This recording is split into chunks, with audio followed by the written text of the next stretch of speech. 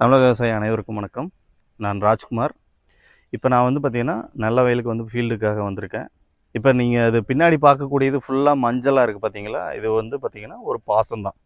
இந்த பாசம் எதனால் பிடிக்குது நெல் வயல் அப்படின்னா, இது வந்து நெல் மண்ணுக்குள்ளே இருக்கக்கூடிய மணிசத்து வந்து கரையாத தன்மையில் இருக்கக்கூடிய ஒரு வந்து பார்த்திங்கன்னா ஒரு ஆல்கே தான். அந்த இது வந்து பார்த்திங்கன்னா எதனால் இருக்குது அப்படின்னா, நம்ம வந்து இது மண்ணுக்குள்ளே இருக்கக்கூடிய அந்த மணிசத்து அப்படியே வந்து நாளடைவில் நீங்கள் போடக்கூடிய உரங்களை வந்து அப்படியே டம்ப் ஆகிட்டு அப்படியே வந்து மேலே வந்து கரையாத தன்மையில் இந்த மாதிரி ஒரு பாசம் மாதிரி வந்து பிடிக்குது. இதுக்கு நம்ம வந்து இந்த பாசத்தை கரைக்கக்கூடியது வந்து பார்த்திங்கன்னா நுண்ணுயிரிகள் மட்டும்தான் கரைக்கும். அந்த நுண்ணுயிரிகள் வந்து எதுனா பாஸ்போர்ட் சாலிபிளைசிங் பாக்டீரியா, நம்ம ஐபிஎல் பயாலஜிக்கலில் போஸ்டர் அப்படின்னு சொல்லக்கூடியது இருக்குது. ஒரு ஏக்கராக்கு 4 கிலோ.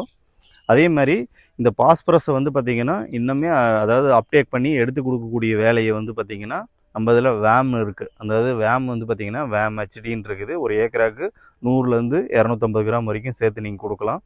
அதே டைமில் லெக்ஸான்னு சொல்லியிருக்கு, அது ஒரு ஏக்கராக்கு 2.5 கிலோ இருக்குது. ப்ளஸ் வந்து பார்த்திங்கன்னா மெயினாக வந்து உங்களுக்கு வேம் சக்தின்னு சொல்லியிருக்கு. இது 3 வடிவில் வந்து குறை வடிவில் இருக்குது. உங்களுக்கு வந்து இது எல்லாமே வந்து இந்த மணிசத்தை எடுத்து கொடுக்கக்கூடிய வேலையை இது வந்து செய்யும். இந்த பாஸ்பரஸை கரைக்கக்கூடியது வந்து போஸ்டர் ஒரு ஏக்கராக்கு 4 கிலோவும் கூட வந்து லெக்ஸாங்கிறது ஒரு ஏக்கராக்கு 2.5 கிலோவும் சேர்த்து நீங்கள் வந்து என்ன உரங்கள் கொடுத்தாலும் சரி அது கூட சேர்த்து வச்சு இது நீங்கள் கொடுங்க. இந்த பாசம் வந்து பார்த்திங்கன்னா முழுமையாக வந்து கட்டுப்படுத்தி உங்களுக்கு தேவையான ஊட்டச்சத்தை வந்து பயிர்களுக்கு எடுத்து கொடுத்து வேர் வளர்ச்சி நல்லாவே இருக்கும். ரொம்ப நன்றி.